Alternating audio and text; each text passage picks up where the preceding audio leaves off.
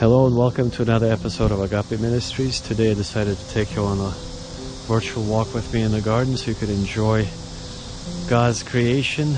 Agape is a Greek word for the highest form of unconditional love of God, most perfect divine love of God. So I hope you will spend as much time as you can outdoors enjoying God's creation, and if you can't, that's the purpose of me filming this in this beautiful garden.